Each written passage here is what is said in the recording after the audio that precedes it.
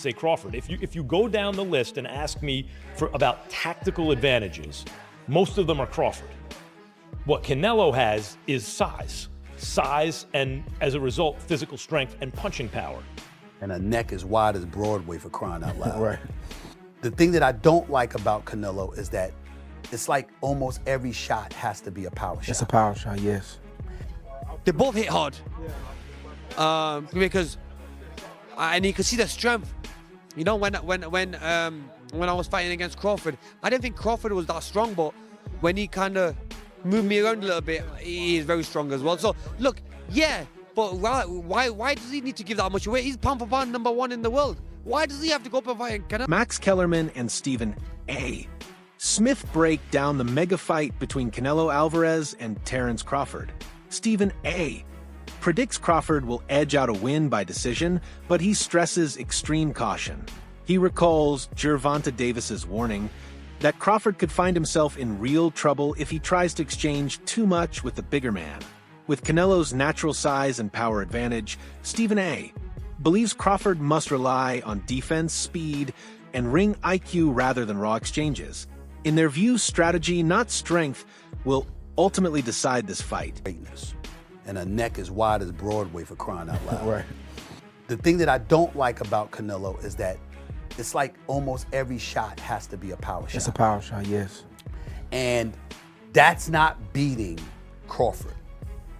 I will confess, I think Gervonta Davis's trainer, Cal, I think he said this. He said Crawford could find himself in trouble, and I'm not sure it was him, but I think it was him.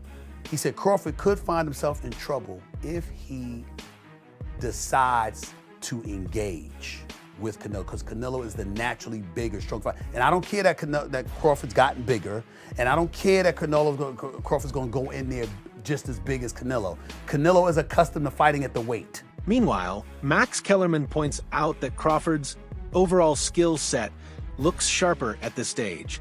He gives Crawford the technical edge, but reminds fans of Canelo's durable chin and naturally larger frame, built to absorb punishment and dish out power.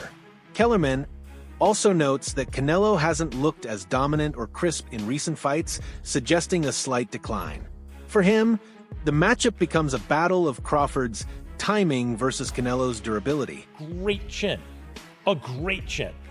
But in terms of if you want to go skill for skill, especially the recent version of Canelo, who's had to turn into a seek and destroy guy, who had to learn as his career went on to cut off the ring and not just follow guys around. Like Lara, Trout, Floyd, he followed those guys around. He had trouble because he's really a natural counterpuncher who wants you to come to him. But in recent years at super middleweight, he's gotten really good at cutting off the ring. Again, last fight notwithstanding. So as an overall suite of skills, recent vintage, it's been Crawford. Okay.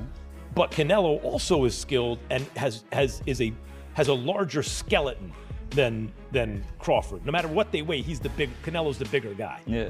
You briefly mentioned Canelo's power, so who I would assume Canelo has the You'd have to think, unless Crawford, Crawford was on a knockout streak until he moved up to junior middleweight and then failed to stop Madden. Antonio Tarver, the former champion and now respected analyst, openly throws his support behind Terence Crawford, but with a dose of realism. Tarver insists that Crawford has proven himself across multiple divisions, but this fight is something else entirely. He frames it as not only Crawford's toughest test to date, but also as a challenge that Canelo himself has never truly faced. Take, I'm Bud County all the way, but this is going to be the toughest fight, the best fighter Bud has ever been in the ring with. And arguably, this could be the best fighter Canelo has ever been in the ring with. We'll find out which one is which on September 13th. Antonio, I appreciate your time. Safe travels back home. Man, I appreciate it. Thank you. Thank you, Antonio. Timothy Bradley Jr., known for his sharp boxing IQ, predicts that the opening round will be a careful chess match. He expects neither fighter to take unnecessary risks early on. Instead, both will use the first round to read each other's timing, movement, and openings. Bradley explains that Crawford is especially patient in big fights, using the early minutes to set traps, while Canelo is also known for feeling out distance before making adjustments. This means fans shouldn't expect fireworks in round one, but rather a tactical exchange of information. Crawford wants to feel his punching power as well. You know, in the beginning, it's all the position balance. Like both guys are trying to get balance and trying to find their rhythm, you know, understanding their distance to where they can punch and at the same time avoid getting hit. You know, it takes Crawford a little bit more time than I would say Canelo to get right to it. Canelo, although I would say he is a prolific counterpuncher, fantastic counterpuncher, you know, he tends to find his spots a lot quicker. You know, and the indication of that is when, if you look at any of the boxers that Canelo has faced, Trout, even Danny Jacobs, even when he fought against Charlo, you just check out the first round. You know, he usually takes off, just feels the power, you know, cruises, you know, see what these guys know, couple of feints, level changes, you know, just gathering information, right? Crawford does the same and similar things. So I think the first round's going to be a real, like, calm and cautious round by both fighters.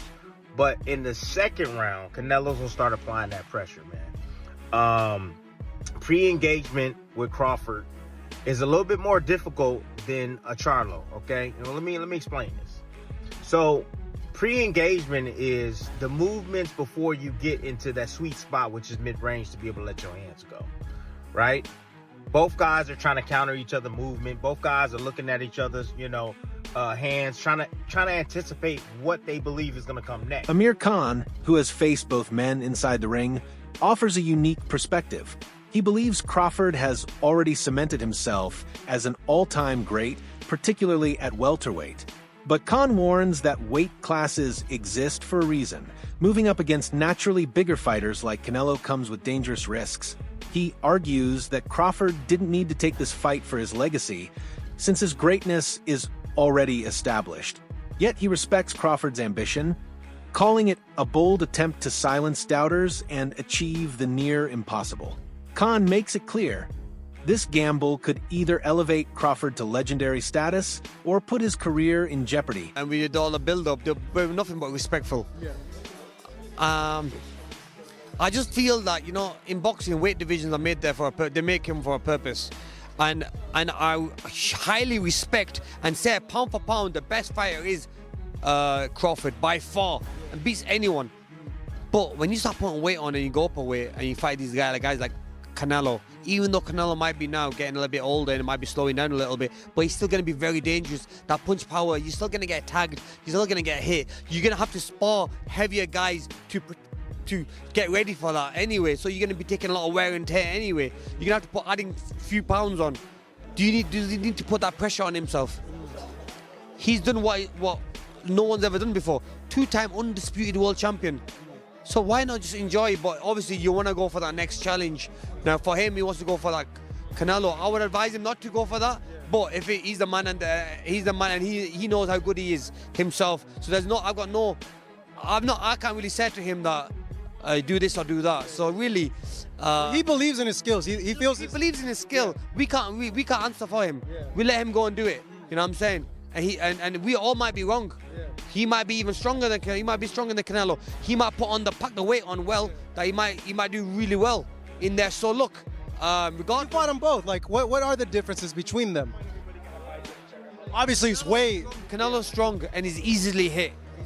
Very easily hit. Very easily. Yeah. Compared to when I fought against Crawford, I couldn't even hit clean. Yeah. So really, that's the difference. And they both hit hard. Yeah. Because and you can see the strength. You know, when I was fighting against Crawford, I didn't think Crawford was that strong, but when he kind of moved me around a little bit, he is very strong as well. So look, yeah, but why does he need to give that much away? He's pound for pound #1 in the world. Why does he have to go up and fight? Promoter Tom Loeffler looks at the fight from a business and spectacle standpoint. He emphasizes that Canelo Alvarez and Terence Crawford are not just great fighters, they are global icons with massive fan bases across nations. He argues that few modern fights can match this one in scale. To Loeffler, this isn't just a clash of skills, but a collision of two boxing empires. Canelo, the established face of the sport, versus Crawford, the pound-for-pound king on the rise. That combination of legacy, risk, and global attention makes this fight one of the rarest and biggest events of the era. High-profile show. It's huge. It doesn't get any bigger than that. And you know, you got to give credit to both guys. They're both very confident. They both have very passionate fan bases. You know, Callum, you know, having fought in Dublin, packed the arena out there, the 3 Arena, having fought at Madison Square Garden 3 times, fought in Boston, and then Fernando Jr., you know, from one of the biggest boxing named families, you know, in the history of boxing. He's going to bring out a huge fan base. So it's a really exciting addition to, you know, such a big show that like I said, doesn't get any bigger than that for sure. I agree. I think that you, along with me, have seen some of these criticisms of the undercard. But really, when you look at it, I mean, we both know Callum Walsh so well. The personality and the authenticity that he brings to this sport is just so sincere. He's so real. You know, being from Ireland, coming overseas to train and dedicate his life to this craft, and his personality is so magnetic that it obviously brought someone like Dana White to be a huge supporter of him. Trainer Dave Coldwell highlights one of Crawford's most underrated weapons, his footwork. Coldwell emphasizes Crawford's ability to switch stances seamlessly, create angles, and dictate rhythm with his legs. Against a powerful pressure fighter like Canelo, this mobility could be the key to success.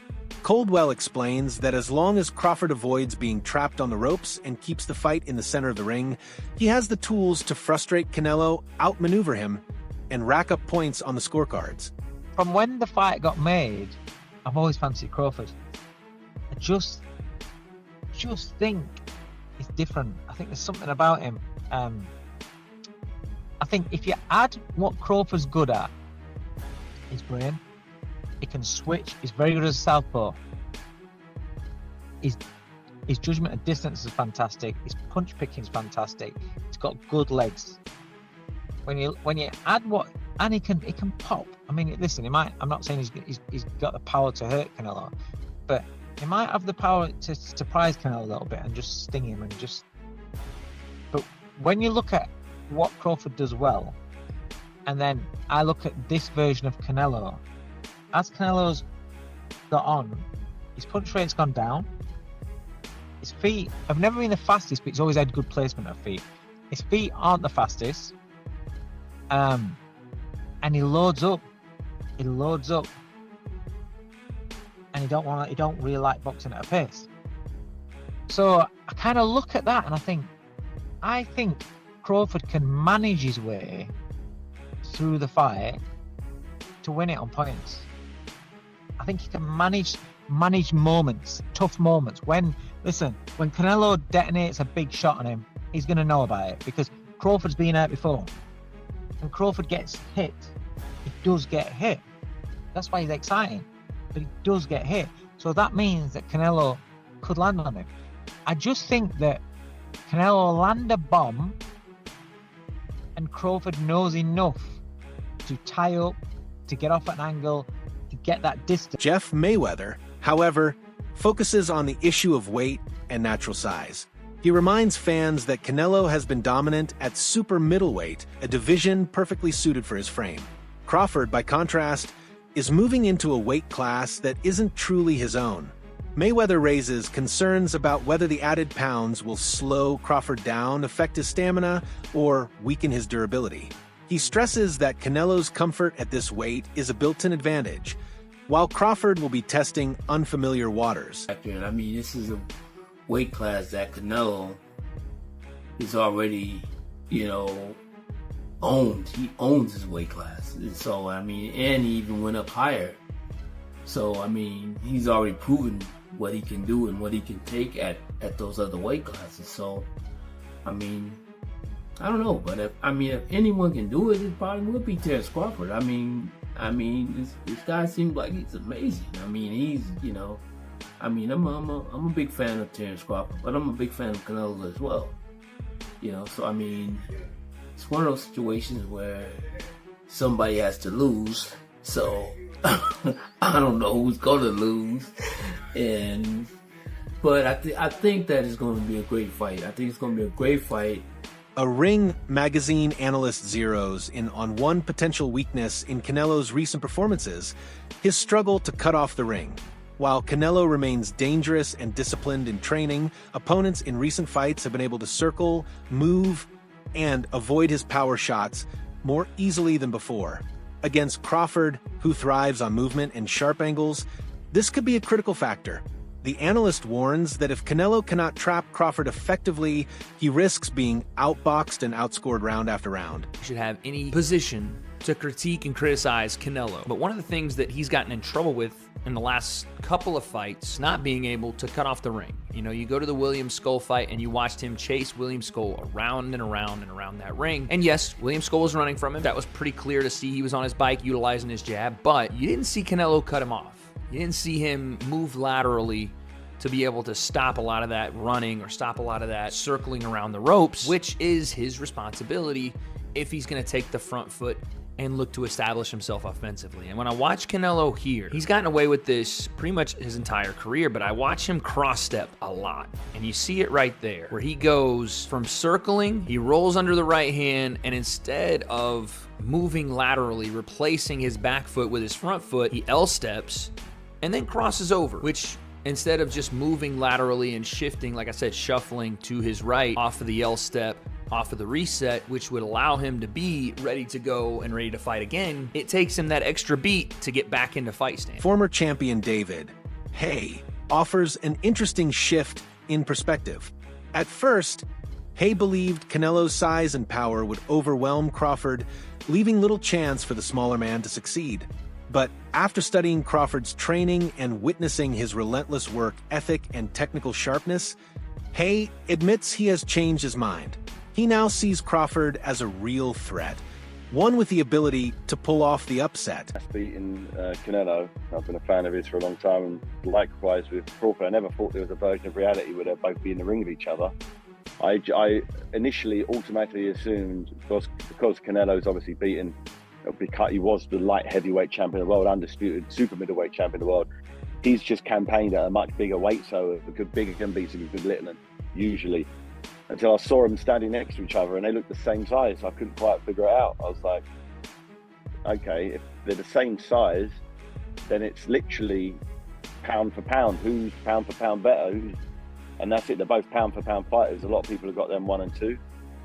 And I favoured Canelo starting off, but over time, I'm starting to think once again Crawford is one of those guys where he reminds me of kind of Andre Ward a little bit, their mindset, and he wouldn't put himself in a position if he didn't know for sure he had enough firepower to deal with someone of Canelo's stature and Canelo's history.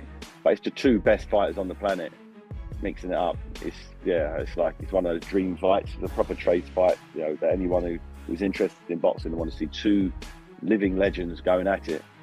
Yeah, I can't believe it's actually happening. Does that make sense? Because they're so big in their own right. The fact that fight would never have happened 10 years ago, 15 years ago. It just wouldn't have happened. But now anything's possible in boxing. Jeff Horn, who knows the pressures of World Championship boxing, issues a direct warning to Canelo Alvarez. He argues that size and strength alone do not guarantee victory. Horn points out that Crawford's elite defensive skills, his ability to anticipate punches, roll with shots, and avoid clean hits, could neutralize Canelo's natural advantages.